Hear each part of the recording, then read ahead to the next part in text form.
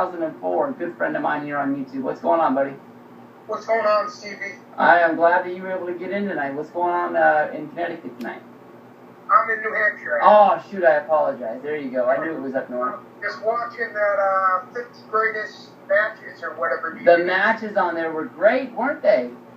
Oh, the matches, the best part about it. I actually watched the matches before I started the countdown. Smart man. Yeah, I watched the documentary for maybe about 5 or 6 of them, and I got sick of it. The Kofi Kingston show was it was him and Drew McIntyre.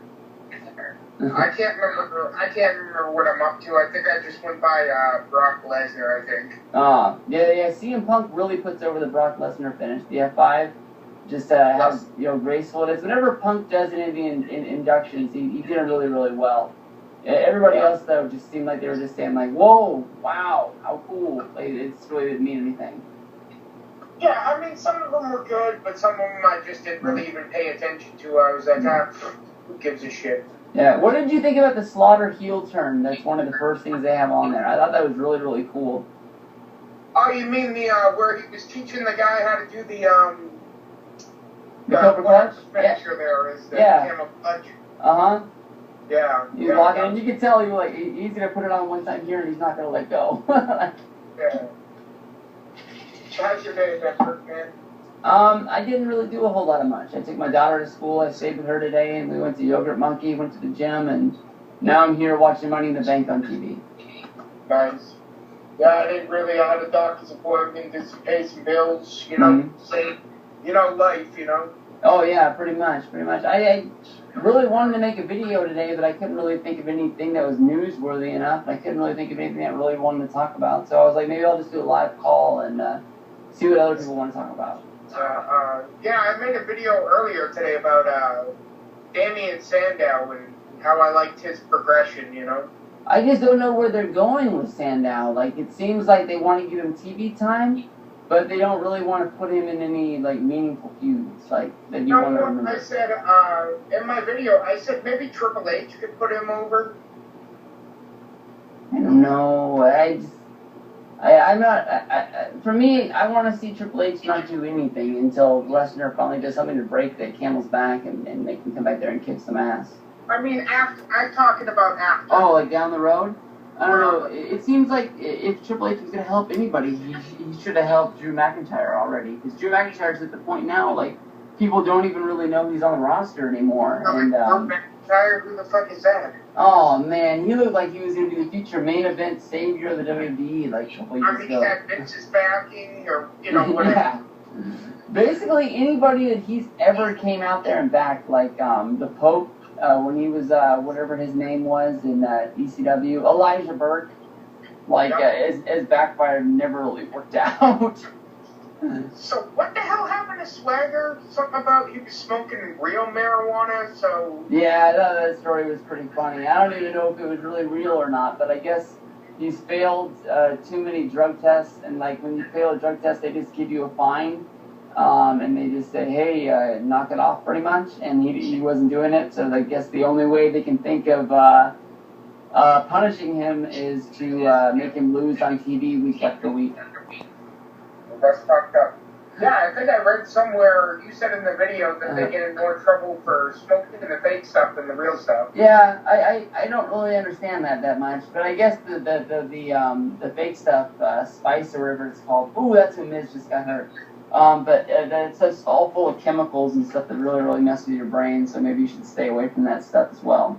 Whatever. Yeah. They gotta, what? I remember Jake Roberts saying in his video, pretty much whatever gets him in the ring at night. Vince McMahon could be the biggest hypocrite in the world. I mean, that guy used to do so many freaking drugs and steroids, it's not even funny. Oh, yeah, you gotta see him when he comes out there for, that Royal Rumble match when he's him and Stone Cold. Yeah, it's hard to think of somebody, getting all that jacked up without a little something helping him out. I mean, he got in trouble with the U.S. government, for pretty much handing his superstars, wrestlers, whatever, his buddies steroids. Yeah. I mean, bad move, Vinnie Mac. How he got off on that, I have no clue. He did that steroids weren't exactly illegal at the time, but it still wasn't right. Yeah. But most of the guys stood up for him. It was only, who was it? I think Rick Rude was the only guy who testified against him. Everybody testified for him. Even Hogan, who wasn't working for him at the time. Taking steroids, you know? Mm-hmm. I mean, most of them were back then. Oh, yeah, they all had to. Because back then, all that mattered was how big you were. What do you think about Triple H's steroids? He's got to be one of the guys who's on them. I mean, look at the dude. It's hard to get to that point and stay there. As a true Triple H fan, I really want to believe that he didn't, but I guess I could be naive, I guess. Yeah. I think they're all doing something. I mean, if they're not doing one thing, they're doing another. Because, I mean, those guys wrestle 300 days a year. They're all taking bumps, you know, and, you know, they got to do something, you know, to get them up and out of the bed. I mean, or they all would look like Terry Funk in that one documentary where it takes them 20 minutes to get out of bed. Oh, yeah. Like that, dude. I was watching, I watched his wife swap there, and he couldn't even put on his socks. The chick that he changed places with his wife had to put on his socks for him. It was ridiculous. I forgot all. I never heard anything about it once it was already on TV, like, what, a couple weeks ago, right? Like, yeah, that was like a couple months ago. You know, I watched it only because Mick Foley was on it. I didn't give a shit about the other guy. Oh. I must be able to find that on YouTube somewhere, because I completely missed it. Yeah. But, I love Mick Foley, good old Mick Foley. Oh, man, the match he had against Triple H at the Royal Rumble, that is one of my favorite matches of all time. That's got to be in the Hell in a Cell match, too. Oh, yeah, both of those, that's what made Triple H. I mean, Triple H already was a good wrestler that you could tell that they were going to do big things with. But him getting to the place where you knew he was going to be a main eventer for the prolongable future was that Mick Foley feud. Yeah, like you said, after the Brock Lesnar thing, I think he should just go back in for the CEO thing and whatever and keep, off camera for a while. Yeah, because he's a guy that only needs to wrestle once, maybe twice a year. We don't need to see him out there a whole time. He's like at Undertaker status now. Pretty much, yeah. Let the other guys have their time and they'll figure it out.